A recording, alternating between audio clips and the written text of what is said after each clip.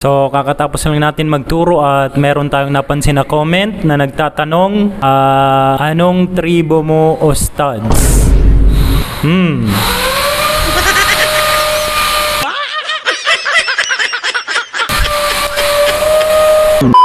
So sa mga hindi nakakalam ng ating tribo, ang ating tribe kung saan tayo nanggaling ay nanggaling tayo sa tribong Mekos-Mekos.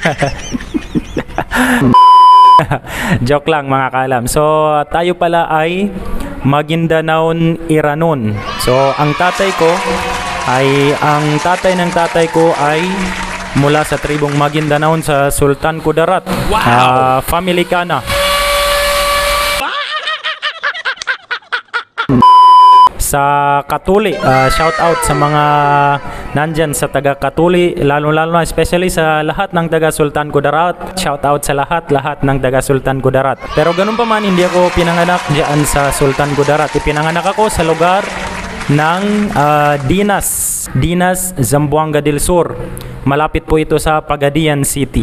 So ang tatay ko ay isang dugong Magindanaon at yung nanay ng tatay ko ay mula sa tribong Iranon. So naghati, Magindanaon at Iranon. At yung nanay naman ng tatay ko ay mula sa lugar ng Dinas din, sa particular sa East Migpulaw. Shout out din sa mga taga East Migpulaw. Matagal na rin tayo hindi nagkita-kita. Doon tayo pinanganak sa lugar ng nanay ng aking tatay.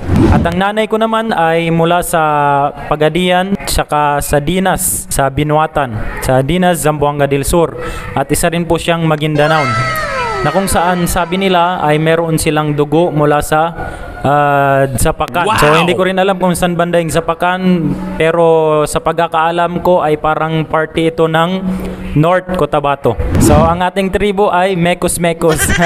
Wala sa dugong Maguindanao at Iranon pala. At sa mga magtatanong naman po kung ano yung purpose ng Allah sa paggawa niya ng iba't ibang tribo katulad ng Maranao, Maguindanao, Tausugyakan at marami pang iba. So yan ay dahil sa nandyan na sa ayan na nilagay natin. Kayo na mismo ang makakabasa dyan. Ang pinaka-purpose ng Allah dyan kung bakit niya nilikha yung Tagalog, Maranao, Tausug, Yakan, kahit na anong tribo ay upang magkakakilala-kilala tayong lahat. Ito lang binanggit siya ng Allah subhanahu wa ta'ala na siyang pinakamarangal na tribo. Bagkus ang pinakamarangal na tribo, ang pinakamataas na tribo sa paningin ng Allah ay yung mga taong nagsasabuhay ng Islam, yung malakas ang iman, yung malakas ang takot sa Allah subhanahu wa ta'ala sa pamamagitan ng pagsunod sa mga kautusan ng Allah at sa mga katuruan ni Propeta Muhammad sallallahu alaihi wasallam. Kaya naman ang pinakaminsahe natin sa video na ito ay kahit na anong tribo tayo ay magmahalan po tayo dahil iisa lamang po tayo ng pinanggalingan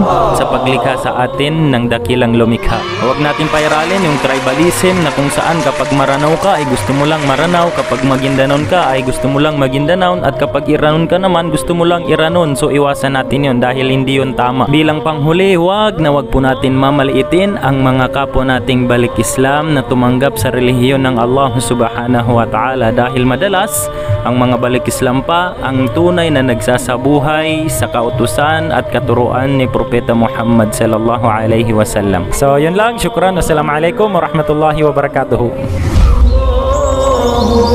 Muhammad Kana Clips.